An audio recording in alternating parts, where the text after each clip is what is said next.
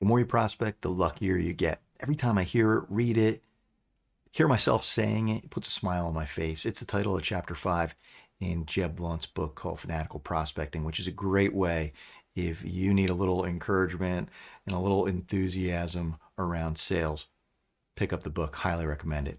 In the meantime, I want to encourage you to get involved in some sales activities if you're not doing it now. If you're relying on pay-per-click and SEO for all your leads, I want you to branch out a little bit and diversify.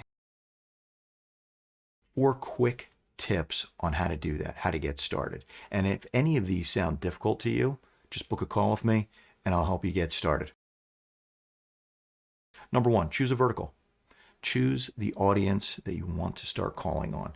Could be agents, adjusters, plumbers, property managers, commercial property owners, any of those, or maybe even a couple. Step 2, create your list.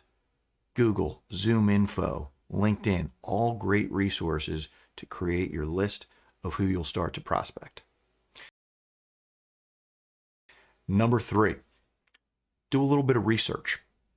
If you can do a little bit of research and know just a little bit about your prospect, it won't be a totally cold outreach.